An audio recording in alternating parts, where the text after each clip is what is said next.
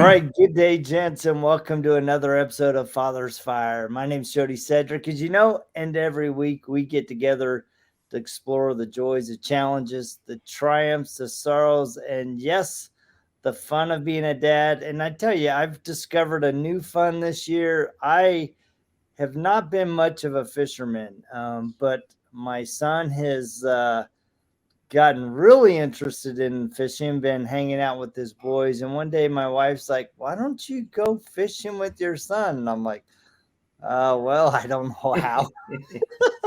So I ended up buying a fishing license, and he and I've been having some really good time. In fact, yesterday we went fishing, and both of us actually got a pretty good sized bass on the line, but then we lost it. So That's it was awesome. funny that we both lost it because I got it on the line first, and he goes, "Dad, you suck." And then like 15 minutes later, he did the same thing. He's like, "Oh well."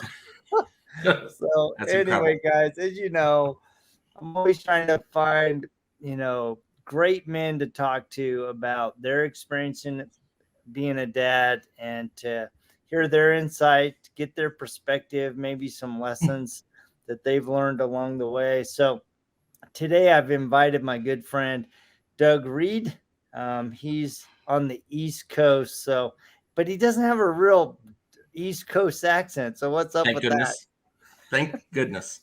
A lot of travel and living up and down the seaboard. So I've So how avoided are the how are Boston. you this morning, man? I'm doing amazing. We finally have a beautiful day outside. Hopefully enjoy some family time at the pool and start the summer season.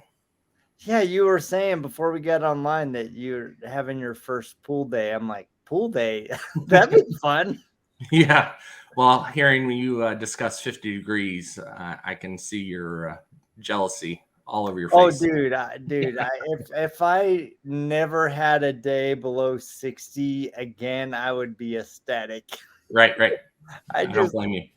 and it's ironic because when I was younger, I used to be like 30-day a year kind of snow ski or Yes, snowboarder. And now, right. man, I don't even want to think about it hardly. Touching on your fishing, I'll challenge you to fishing. I'm not much of outdoor fisherman, but on Xbox 360, man, I think I can get you on the fish. I'm really good at it, man. Yeah, it was really fun. I mean, we now the first time we went out and just stood on the shore, and Uh, yesterday we took the boat out and just went kind of in some weeds and anchored, and it just was a beautiful day. I mean, it was about 65, and the water was just calm, and we were just casting and just having a really good time. And then mm, his sister um, reached out, "Hey, Dad, I'm on my way." So Cincha ended up on the boat with us too, and it just was a fun time, just talking to three of you. monks each other, making fun of Cynthia the way she casts. I'm like, all right, now that we made fun of her, let's actually teach her what to do. So I had the opportunity when I lived in Atlanta to do floating. Have you done that before or heard I of it? have not. No. That's literally you get into the river and you float like in an inner tube and fish. Oh wow, fun. That's quite the experience. I've never done that. Um, so That's I'm fun. used when I float. I'm used to having a beer in my hand, but this was a fishing pole. So Well, usually a lot of guys fishing have a beer in their that's hand. So, very true, very true. But you put on so, waders and everything. So anyway, so let's talk about your family. What's the makeup of your family? um, lively for sure. I been happily married 24 years. Been with my wife. Her name's Jennifer for 26, and these are consecutive years. I mean, that's a big deal. That is a Um, big deal. our first date was on a Friday night, and she moved in Saturday, and we have been inseparable. Um, Wow. You yes, talk about shotgun. that's right. I Wow. just knew it. Our date was very magical, and I warned you ahead of time. Probably should have grabbed some tissues. I totally forgot. But anyway, lucky for us, we managed to have two kids, two boys, and our first one just graduated. Last week, last Saturday. So he's not officially adult. He doesn't turn 18 till August. So I got one more boy, and he will be a junior this upcoming year, if they will take him. I mean, that is a big assumption. So yeah, 2 boys and my wife and a couple dogs. So 2 boys, couple dogs, and your kids are older. They're high school, about to enter that age of college or trade school or whatever they're dreaming of, or like my kid going to being an actor or whatever. Oh, no kidding. That's a fun time. It's a time of transition. It's a time of, because I still have 2 kids at home, and they're kind of in that transition as well, and I have a daughter in college. And it's fun watching them kind of navigate those decisions of, right, who do I want to become? Am I really interested in this? Do I want to go to college? Do I not want to go to college? Do I want to go into dad's business? Because you're a very successful businessman. So looking back, let's go back to when they were younger. What were some of the kind of challenges that you encountered as a dad when you were younger? Wow, that's a long-winded answer for me. And I'm going to touch a little about current. I mean, when I was younger as a father, it was intimidating. I'm not going to lie to you. I don't, and I think a lot of guys will say this, I don't think my family life growing up was great. I had a distant father. He did not participate in life, or in my life at least. Let's clarify that one. So I really went out there with grades, sports, activities, not to be home, not to be present. I just didn't have a good home life. So to fast forward, everything my father did or didn't do for me, I made a pledge I would do for my kids. So when you start having kids, I mean, this is something you created, and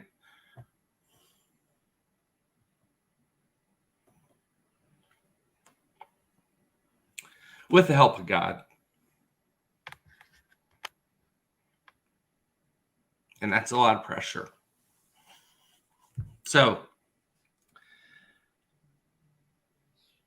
and there's no handbook. There's no right way. There's no wrong way to do it. I've always been very open with my life. I ask questions. I talk to people, read. But I kind of believe still, even though it's not really there much, I believe it and I'll leave it to be your lifestyle. I think things can be joyous. I think you can share intimately with your kids, which I don't think a lot of fathers do. So we have an open dialogue in our home from day one. I think many people wouldn't necessarily agree with that, but it works for us. I want to make sure my kids can come to me at any moment with no fear. Love, because there's a lot of false information out there. And I'm not talking political, just in general. Yeah. The advent of internet makes things different. And, I think so. When I was younger, I wanted to be the dad that's going to have all the friends over. Everyone's going to want to eat at the Reid's house. I am a cook. Everyone's going to want to play at the Reid's house. And I wanted to show our kids, life in general is pretty scary, and enjoy the moment. Because once you hit 18, and I think my oldest, his name is Brendan's starting to see that, it gets serious real fast. But we need to have fun while we're handling all these trials and tribulations, let's say, growing up. So I know I just had a vision. I think the key to what my goal was as a father is to be present, active, I am very emotional, and I tell my kids it's okay to be like that. Don't be afraid. And I've been bringing it up through the entire process. And you kind of said earlier, my son is 18, and God, you don't want your kids to grow up. You're sharing that French fry and tossing a ball, and you're like, oh my God, when he gets 18, what's participation going to be like? And you're right. You went fishing with your son. God, I'm having some conversations you just 5 years ago you wouldn't even think was possible. And they grow up real fast. And Yeah, it definitely goes fast. It's and the conversations definitely change, right? Especially the past couple weeks. My son that I went fishing with, Ashton, he has a very entrepreneurial spirit, and so he and his buddy have decided to create their own construction business, excavation, oh and geez, and lofty. so yeah, so they've been having all of these little meetings together, and he comes back and he's like, "All right, Dad, how do we get our business structured? What should we do? What do we do in the case of insurance? How do we get our LLC registered?" And it's been really fun kind of having those discussions with them because for a number of reasons. One, that he has the confidence that he can come and talk to me, right? He has That's right. a level of respect, that me as a business owner, he can come and go, "All right, Dad, what do you think about this?" But two, just to see his excitement to build something. And it's funny because last week we were filling out the LLC papers, and we printed them off, and he put them in the little envelope with his check and put the envelope on the door, magnetize the door so we could put it in the mailbox the next day. And he's like, "Should I put it in tonight? Wait, there's money in it. No, I'll just put it on the door. Dad, if I by chance forget it." I'm like, "There's no way you're forgetting. Please put it in the mailbox for me." And then like 2 days later, he's like, "Damn, when's the paperwork going to come back? When am I going to be official?" Hey, did he know how to address the envelope? Oh yeah, he did all that, man. And so it was fun, and he got his paperwork on Friday. He goes, "I'm a business owner," That's incredible. And it's fun, because as you point out, you're having just different discussions. My other son, he's been kind of going in between jobs. He's a very creative, he's very artistic, right? And so he got this really good job at this monuments company, and he's really enjoyed it, but he's wanting to become a pilot. So we're trying to, having discussions about which pilot school and should he go through Alaska because they have a flight program, and all of these really cool discussions about how they move from high school into becoming a man, or a young lady, and building around dreams. And my daughter Cynthia, she's like, "Dad, can you help me with this big modeling contest?" So I'm helping her with some of the things that she has to present, that she's going to New York here in like 3 weeks, 4 weeks. No And it's kidding. just so fun, all of these different dynamics, because when they're younger, you're just trying to get them through school to give them a good foundation. And now we're having discussions about, we're having Real man-to-man world, discussions. Yeah, right? real world discussions about how they can build their life around dreams that they have and passions that they have. Yeah, and well, I can't speak for everybody, but this world, it's being molded in so many different ways and paths. Um, and schools are getting so focused on sports, for example. I mean, it's very hard to play multiple sports nowadays. You basically have to commit to one early. It's year round. And then the atmosphere, especially with COVID, Oh, my geez. kids did not do so great during that period. My son was in an engineering program, my oldest. So he lost a full year of in-class instruction, hands-on, I guess, learning. And they do every year they do a robotics competition. So they lost an entire year of building you may have seen those Warbot. Oh yeah, I love those. Those are fun. So we just did that about 2 or 3 weeks ago. So yeah, I mean, I don't know. I just don't see the discovery phase. For me, growing up, you were able to put your fingers in so many things to maybe discover yourself. And I don't know if maybe more is being put on to the parents. Nothing wrong with that, of course. But I just think so many things have taken so much time, whether it's sports or activities, that you don't get to expand on it. And it's difficult to do those many things. My son, Brendan, the oldest, I told him around 10. We talked about military life. I did not go in the military. My most of the men in my family did.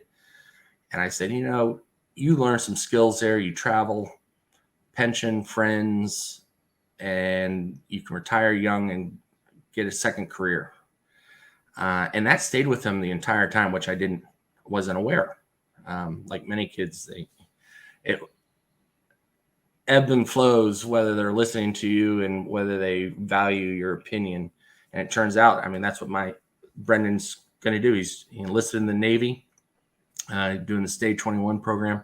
So I believe he won't start college till spring. My younger son, he's still finding himself. His name's Jacob. Although today he decided to go to work with his mom, who's a nurse practitioner. So I guess maybe medical for him. But well, yeah, I like the idea of discovery, right? Because I was having a discussion with my niece yesterday, and she's like, look, man, there's so little time. I got to have my kids do these things so that they're successful. And I'm like, you know what? It's okay to step back and let them discover. It's okay to say, all right, this year you want to go and play basketball, or this year you want to go in the science club. I always told my kids, I'm like, I don't care whatever you do, right? I will support you. I'll go be your biggest fan, but you have to give it a season, right? You can't do half season and just quit. Because you're inevitably going to encounter, whether it's science club or it's playing football, you're going to come to a point where it is going to be challenging. It's going to be difficult. It's going to test your mettle. And you need to go through the process of pushing through that pain so that not only can you discover whether or not you really enjoy this thing that you're interested in, but you also need to discover something about yourself. That's right. And that's the greatest lesson, is discovering something about yourself. Yeah. I mean, obviously, as parents, we hold a lot of influence on our kids. And unfortunately, I know too many parents that project their own opinions and likes onto their kids, which isn't fair to them. We've been very careful on that, much like you said. Jacob, for example, he's done many activities in sports just to find his place. And yes, of course, he starts playing baseball. That's a sport I really have passion for, and I played a lot. Didn't work for him, and I didn't fight him. I didn't make him stay. But yes, you finish a season, you committed to it, you've got teammates that are counting on you. But we'll find your spot. And I think, I might get in trouble for saying this. I just think there's so many parents that are helicoptering and living their lives through their kids, and kids aren't able to be kids anymore, unfortunately. Yeah. And sometimes it comes with some pain. Sometimes it comes with a lot of joy. I mean, it's fun. I mean, like I said, Jake has tried some things I never would have thought he had interest in, like karate. Now he's doing cross country, and he seems to like it. And now, out of nowhere, he wants to go work with his mom all day for 12 hours doing nursing. And apparently, he's getting his nose right in there while she's stitching up. That's awful. Some nasty stuff, and that's fantastic. More power to him. So, Well, and you guys obviously, you guys have built a family that, in some respects, is an anomaly, right? I remember one time, back in, I mean, this was a long time ago. I was working at a graphics department, and I had a really good friend, Rob Collingwood, and my parents came into town, and a bunch of my siblings came into town, and I invited Rob to hang with us. We went out to the lake and just had a fantastic day, barbecue, and he had a great time with my parents and stuff, and especially my dad, because he's a Marine and my dad's a Navy, and they just had a great time. And on Monday when I came back in to work, he goes, "Man, Jody, I had a great weekend." Because, but man, your family's messed up. He goes, "You guys are not normal." He goes, "You're not normal." He goes, I go, "What do you mean?" He goes, "Your family likes each other." He goes, "That's not normal." Right. And to have a family, to build a family that in other people's eyes, it's not normal, right? Because Right. they have bickering, they have divorce, they've had just a myriad of addiction, just so many challenges, That's and right. to work through that. And so, having built a family with your wife, Jennifer, that is so centered around each other, that is so centered around your kids, how do you, what would you say to other families that are struggling? Because you had that experience of your dad and your family not the best. Correct. What advice would you give to other dads that are like that, maybe came from that background, that are trying to build what you and Jennifer have built? Well, I think a lot of people come into a marriage thinking once you're in, the work is over. Um, I mean, I always try to keep things fresh, and it's not too difficult for myself, given my personality and the way my brain works, for better or for worse. But I'm always trying to do things spontaneously, um, out of bounds, perhaps even that might challenge typical norms. We get in this mundane rut, and I put, for example, you take a little oil and you write "I love you" on the shower, and then you wipe it off, and then when she takes a shower, it frosts up the mirror. I mean, you got to do little things. Post-it notes in the rear view mirror in the car. You don't know when she's going to open it. We do date nights. I think a lot of people get, especially us entrepreneurs, we're so centered on our company, the company that provides the house, the food, and the luxuries that you have, that you forget to take the time for yourself. So Jen and I, we do date nights. Doesn't have to be complicated. It doesn't have to be, require, a dinner or anything like that, but just time to ourselves. One of the things I thought was really interesting is my brother-in-law, her brother, talking to him and his wife. They have a son named Jordan who was born, I think he's the same age as Brendan. They always talked about exhaustion and not having time together, and they felt like they're growing apart. So we just started asking some questions. This was very early on, back when they're like 2 years old. Jen and I are having the time of our lives, and we asked them, what's going on? Why are you guys struggling? And it turns out we were very militant about putting our kids down early. 7:30, put your kids down. And it came out during the conversation. They weren't putting Jordan down until 10 o'clock at night. Like, well, no wonder you don't have time together. You put your Jordan down at 10, you're asleep at 10:01. I mean, there's no time. I mean, that's crazy.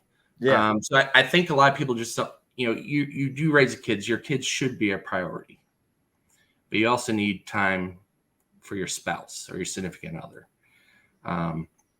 But yeah, our dynamics are quite unique ourselves. I think some of the comments made to yourself from your friend would be made about my family, because we don't fit the typical mold for sure.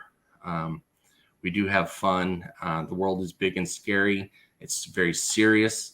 And I think a lot of people forget about the laughter component. So yeah, I get people who say, Doug, you're never serious. Well, that's not true. I'm serious at work. I'm serious Monday through Friday. But the moment that I'm done, yeah, man, I want levity. I need it. It's too stressful out there. I think people are just too serious all the time, and they bring that home. And it's okay to crack up, laugh at yourself, laugh at your kids.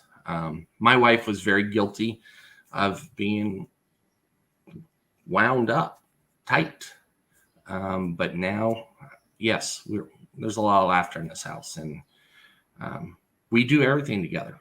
We do give each other, we allow the time to be an individual, which is actually kind of a funny story. I hate to cut in, but I got to share this to you. When my wife's like, hey, I need some girl time, weekend away, absolutely, absolutely. If I ask for a guy's weekend, go for it. Except one time. And it was a few years, I guess a number of years ago. I flew into Washington, D.C. That's where I went to college. Met some friends at a restaurant once I landed. And Rob turned to Mike. It's like, hey, I just bought some plane tickets. You want to take advantage of? The price is great. I'm like, oh, where are you guys going? They're like, Brazil. I'm like, no kidding. Why have I not been invited to this? I'm like, of course you can come. And this was for World Cup.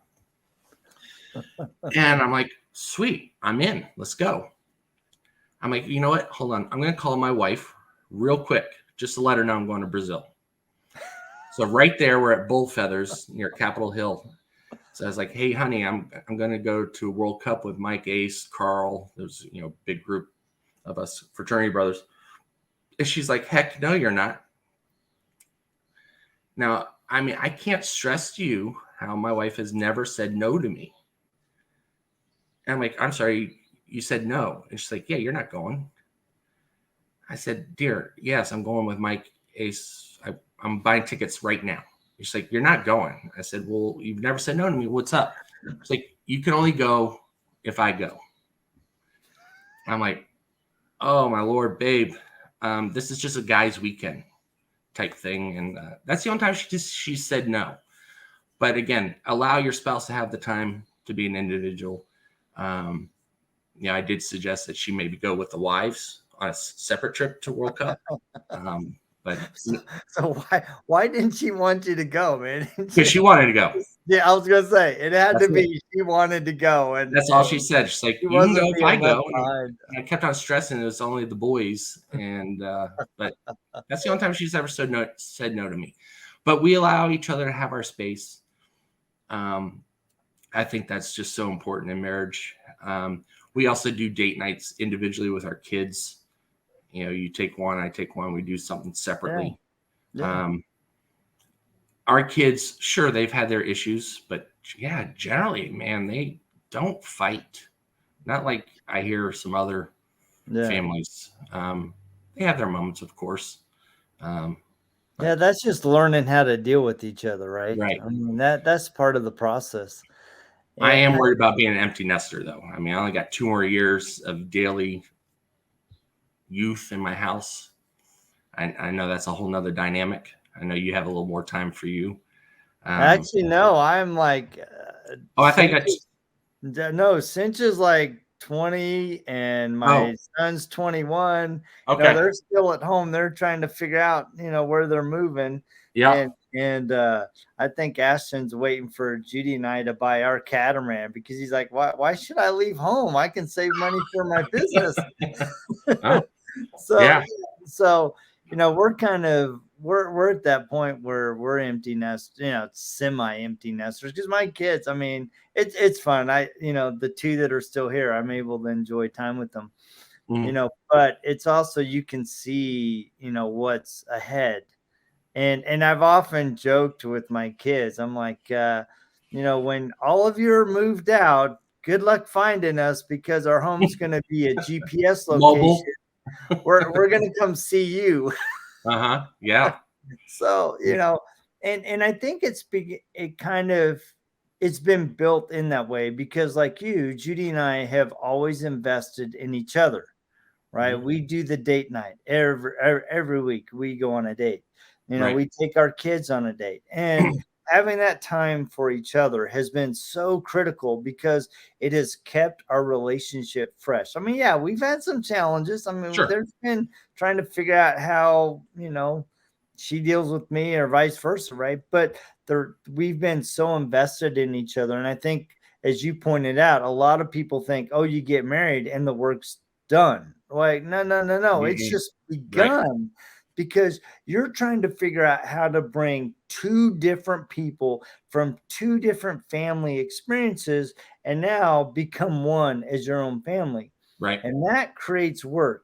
That creates opportunity to laugh, to be frustrated, to explore, to go, well, I don't want to do that. What you open presents on Christmas Eve? Well, I opened them Christmas morning. I mean, it's amazing how much that little discussion Sure. can cause challenges. And so being able to create an environment where you can define and build your own relationship is so critical. Mm. It's so critical. Well, early on when we first met, and like I said, things did happen fast for us. Now, we didn't get married right away, but like I said, we went out Friday. She moved in Saturday. 2 weeks later, we're in Wrightsville Beach, North Carolina, sitting outside. And I told her then, I said, we're going to get married. That's the path I see. And she didn't get up and leave. I mean, that was her chance. And from that moment, at that same time, I said, however, I got to tell you a couple things that's proven so valuable. And I've had other dads friends comment, that they're like, that you did it right. My wife knows my bruises.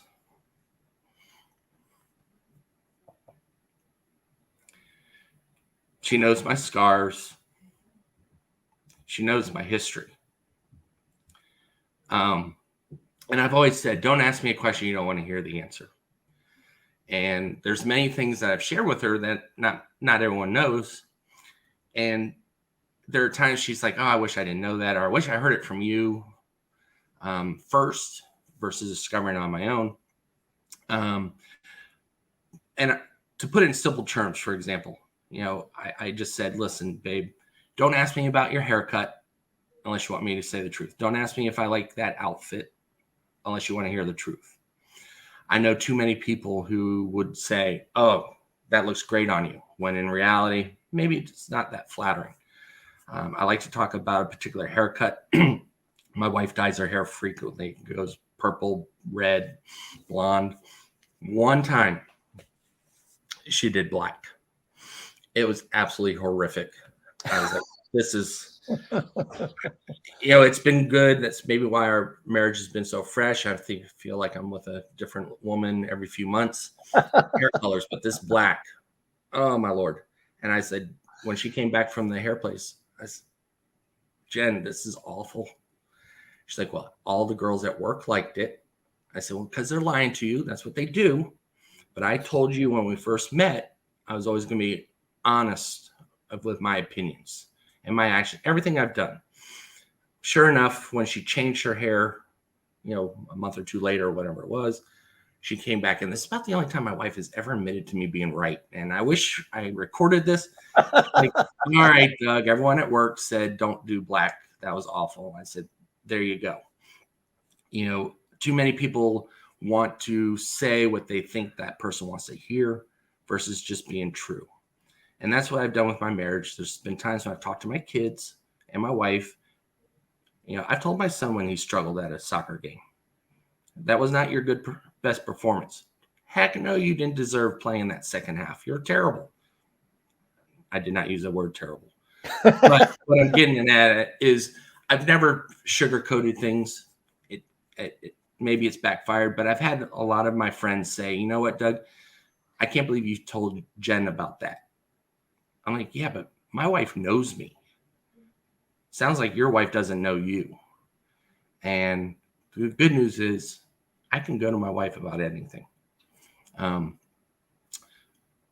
she's not going to judge me because I haven't hidden anything from her. And I think that's why our marriage works.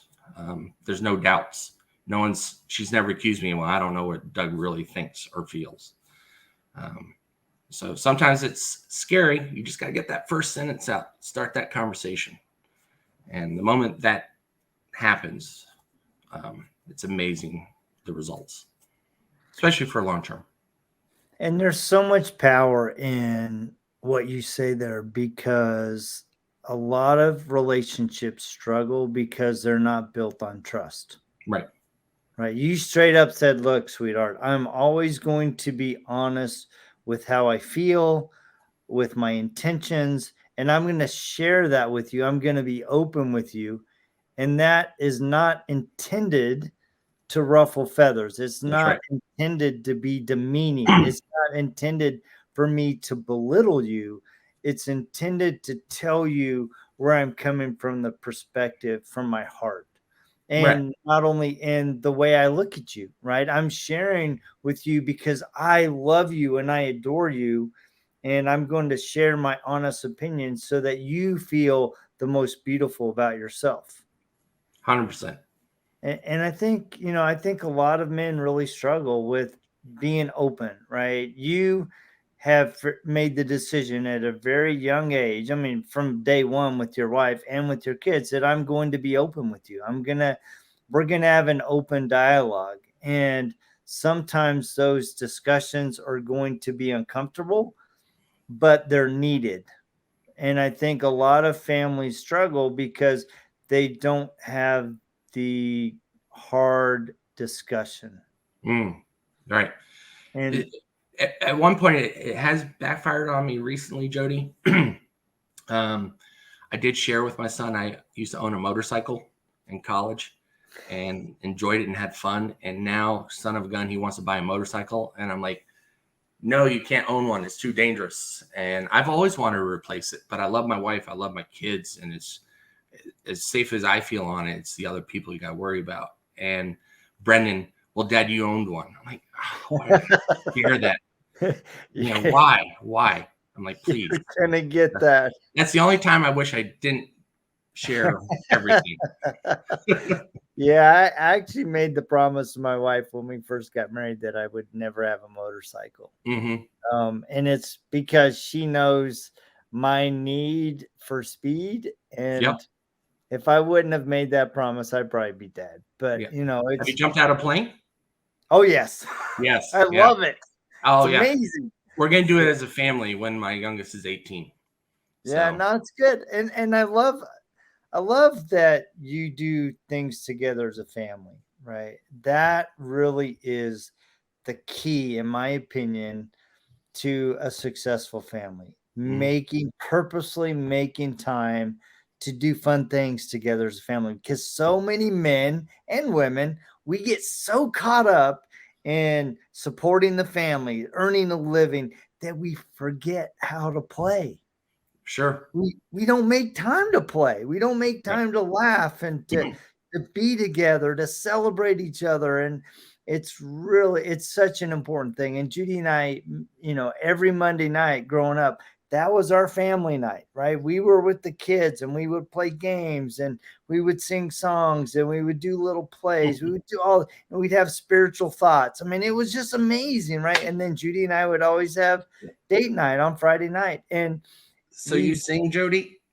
Well, not very good. Oh, okay. Right, good. I literally, my kids still, when they come home for Christmas, I will purposely go down and wake them up with all of these silly songs that I made up as a kid, waking the kids up. So the kids always know it. And in fact, the nieces know it too. And they laugh when they hear it. And it's just, you got to be silly. You got to be fun. You may not be the best singer, but Oh, let yeah. the world hear your joy. Of Let them course. feel your joy. It may be a little painful for them, but Right. they'll laugh. Yeah, we were in England 3 years ago.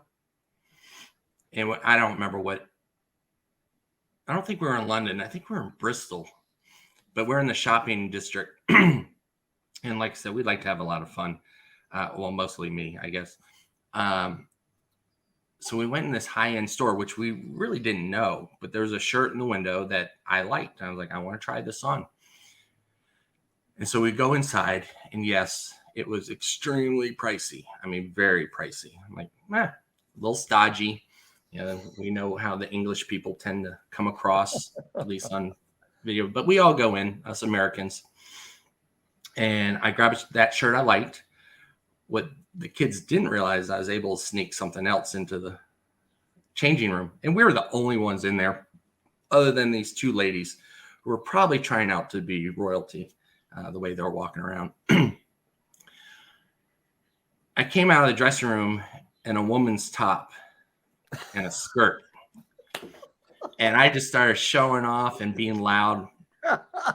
And of course, my oldest runs out of the shop. Oh my God, Dad. But the ladies behind in that store, their whole demeanor just changed instantly. I mean, there was laughing, smiling.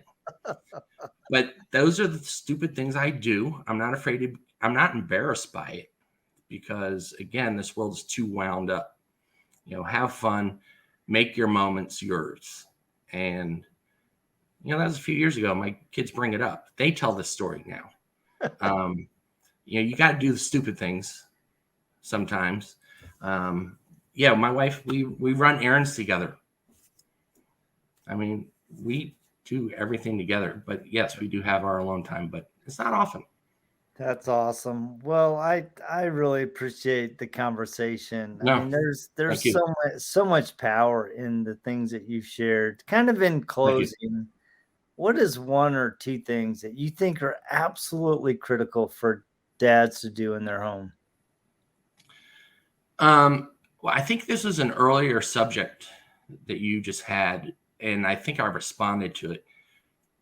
Those 3 words: I love you. I've never heard it from my dad. I say it every day, but that's hard for a lot of men for many reasons. And I think assumptions are made, and they need to be broken. There's that book about love languages, or I can't remember the name of it. I think that was referenced to in one of your earlier podcasts. That is so true. We all react and need things differently and show our love differently. But words, they have power, and actions don't always convey it. Sometimes you need to say it, and it's rather simple. I say it, and I'm not scared to say it. And I say it in front of people. Obviously there's times when my boys are embarrassed by it. But again, I'm so long goal oriented. I know when it's their time,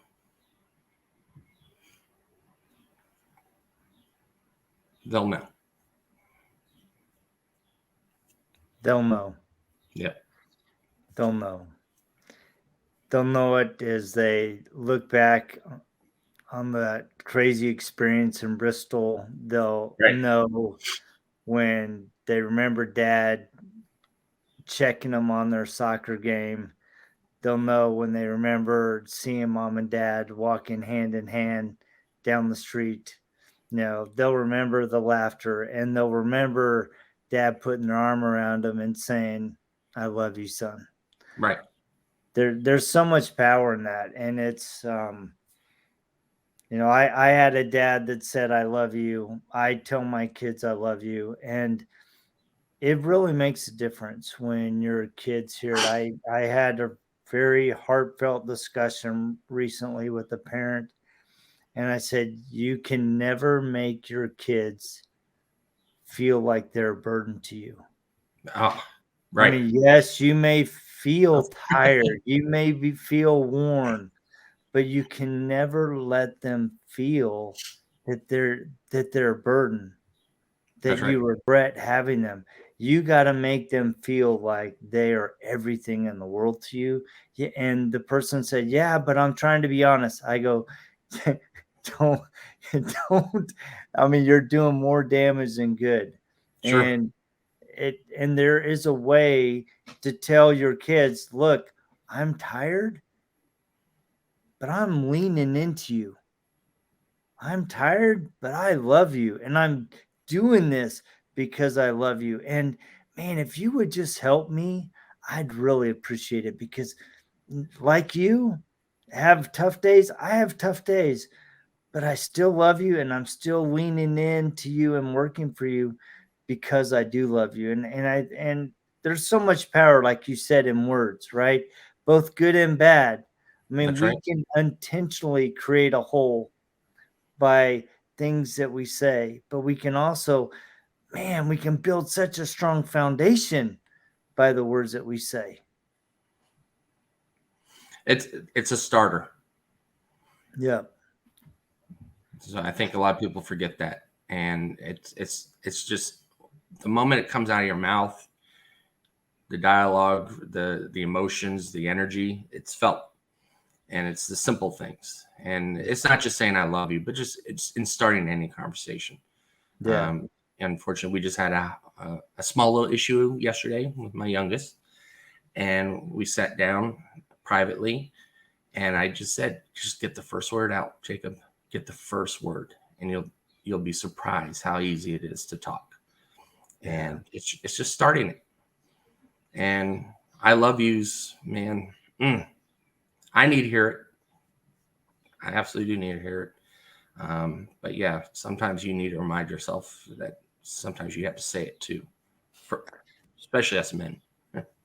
Well, I want to thank you for taking the time to visit. No, I can thank you for thinking of me. yeah, I can see you, I can see, and more importantly, I can feel your love, your passion, your dedication, your commitment Thank you. to your kids and your family. And from one brother to another brother, I just want to tell you, I love you for the man that you are, No, because we as men need to see the good in each other. We need to encourage the good in each other, and we need to share the feelings of our hearts so that we can all be better men, right? We're all trying to figure it out. Some of us didn't no have a book. great start. There's no book. Some of us had a horrible start, a That's right. horrible model to figure out. And sometimes you have to work against the model to define who you are as a man, as a husband, as a father. And that's really the purpose of these conversations, is to ignite the fire within us to be a better husband, to be a better father, to lean into our kids, to embrace the true feelings of our hearts, because they're there. Sometimes we slough them off and we like to show that, dude, Yeah, dude, that's right. embrace it, right, man? And I just want to thank you for taking the time. Thank you for being such a great example and for leaning into your kids. You guys that are tuning in, if you want a good role model, go check out Doug. He's on Facebook. Doug Reid. He has a great company called Icon Clear. Great entrepreneur, but most importantly, he's a great husband and a great father. And I want to thank you for taking the time to visit. And you guys that are listening, please remember, like, share, and subscribe. And we will check you same time, same bad channel right here on Father's Fire. See ya. Awesome. Thanks, Jody.